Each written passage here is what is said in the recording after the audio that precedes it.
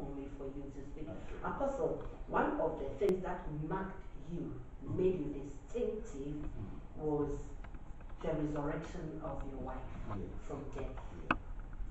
Yeah, I think one of the key things in my life, I would say, is how that incident happened and how God just saw us through.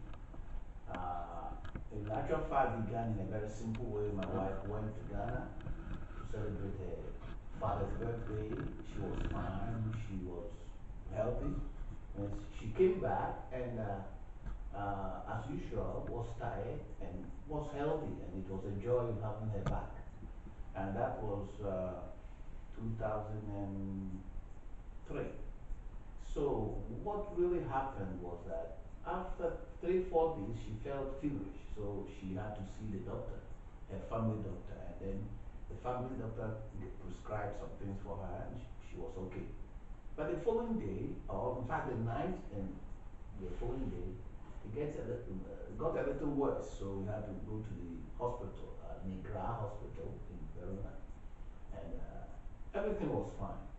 And by the end of that day, she had grown so weak that they had to rush her to the intensive ward, which actually I wasn't there when they were sending her to the intensive ward, but I had been with her in the afternoon and she was fine.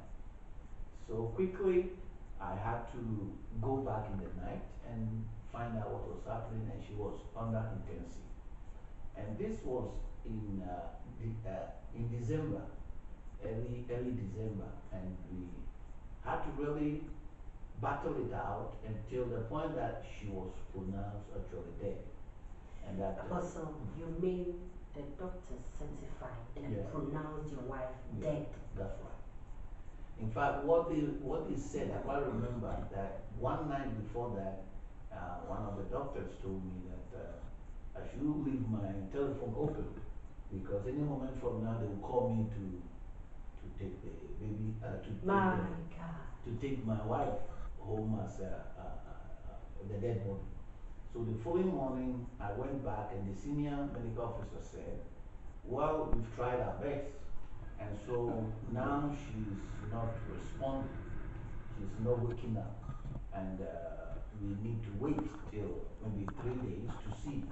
If there's nothing, we just for the benefit of the doubt, let's wait for 3 days. And if she doesn't respond, then we give up everything. So she was not responding at all. I remember we had to see her grow fat. She'd grown black, darkened. Her eyes were stitchy. She had particularly like a corpse. Yeah, and she was made almost naked because the body has grown so fat, and then there's a temperature rise, and everything has changed. So some people started crying that, well, we had to go through the faith trial and be able to hold on. It wasn't easy. I would say I didn't have any pain or anything. I had to go through the thinking, the worrying, the positive, negative kind of situation. But finally, after 20 solid days, she was in coma. 20 solid days that there was no response. And then one day, she opened her eyes for 5 minutes. So they called me that she just moved. In fact, it's my daughter, my last daughter, who went to see her, and then she saw the movement. And so they called me. I got there, there wasn't any movement again. And that also went on for another 6 days, where she didn't respond again. So we thought that normally when somebody's about to die, it shows up a little bit and then dies off. So we were ready to do the funeral or the burial thing. You didn't mean it, yeah. At the moment. And what were you doing during this period as a leader of the church? You were the president of the Verona Pastors Association.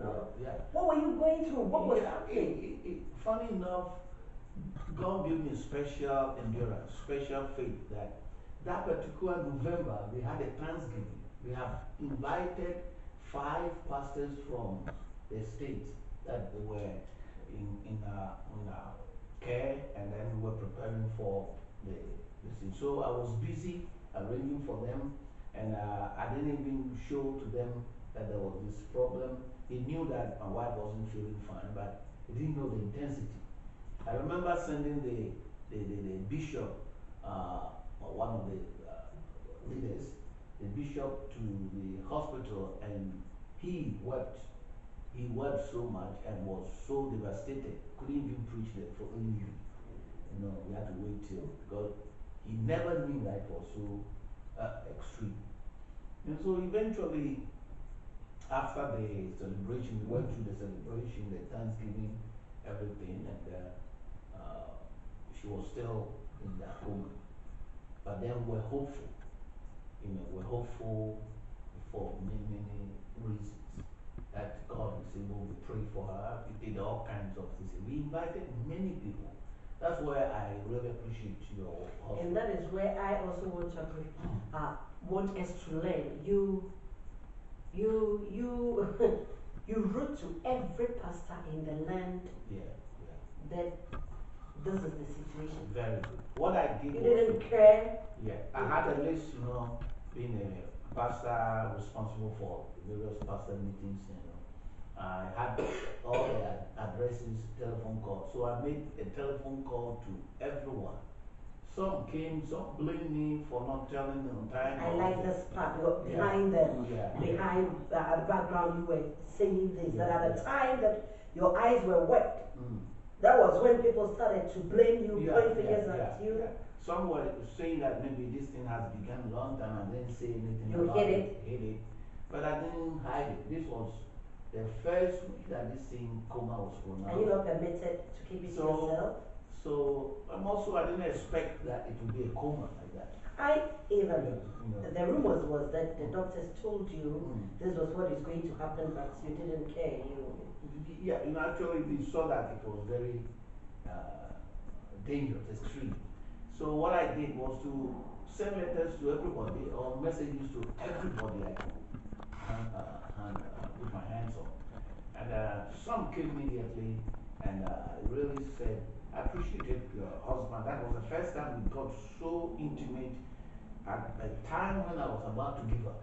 Honestly, I had endured to a point, and that particular day I was about to just quit, because that was the night before that the doctors told me I should open up my telephone for an emergency call. So he came in and encouraged me, and I picked up again. And some pastors came around, some called me, some prayed, and we had a prayer time during the week, and many people came, and I thank God for their lives. They came and they really prayed. So from that, I think just a day before 25th, that should be 24th morning, that she just picked up and was able to open her eyes for 15 minutes. So we were told that she now can open her eyes. So we had to go back and see.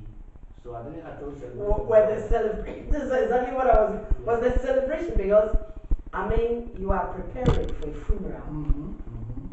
And then prayer comes in. The prayer comes in, and there's no response yet.